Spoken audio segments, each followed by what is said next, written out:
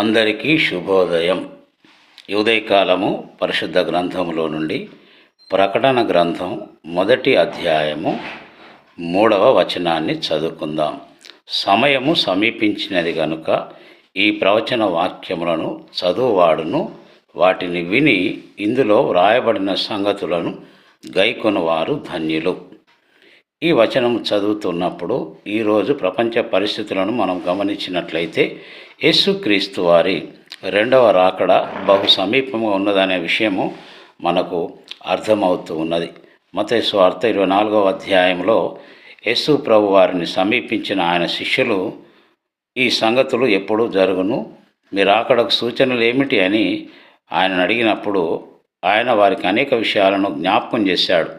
నా రాకడకు ముందు భూకంపాలు వస్తాయి, అక్కడక్కడ కరువులు వస్తాయి, పాపం విస్తరిస్తుంది, రాజ్యం మీదికి రాజ్యము, దేశం మీదికి దేశము లేస్తాయని చెప్పినట్లుగా మనం చూస్తున్నాం. ఇవన్నీ మన కళ్ళ ముందు ఈరోజు జరుగుతూనే ఉన్నాయి. ఇవన్నీ సంభవిస్తున్నప్పుడు లేదా జరుగుతున్నప్పుడు మనందరం కూడా గమనించాల్సిన సత్యం ఏంటంటే, దేవుని వాక్యమును ప్రతిదినం క్రమం తప్పకుండా చదవాలి. చదవడే కాకుండా చదువు రాని వారు, చదువు వచ్చేవారు చదువుతున్నప్పుడు లేక వాక్యాన్ని బోధిస్తున్నప్పుడు శ్రద్ధగా వినాలి అనే విషయాన్ని కూడా మనము మనస్కరించవలసిన వారమై ఉంటూ ఉన్నాం.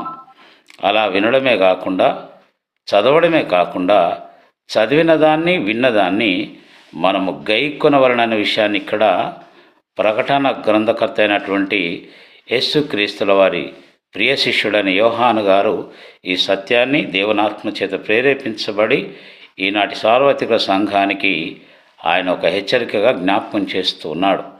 ఎవరు ధన్యులు ఈ ప్రపంచంలో అంటే కోట్లున్నవారు కాదండి, పేరు ప్రఖ్యాతులున్నవారు కాదు, కానీ పరిశుద్ధ గ్రంథమును ప్రతిదినం క్రమం తప్పకుండా చదవాలి. చదువుతున్నప్పుడు వినాలి.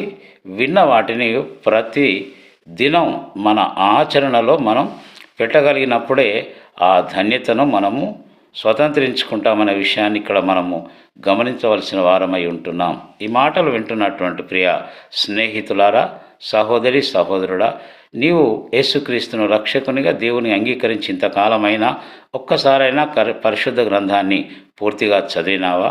పూర్తి చేసిన అనుభవం లేదా సాక్ష్యం నీకుందా?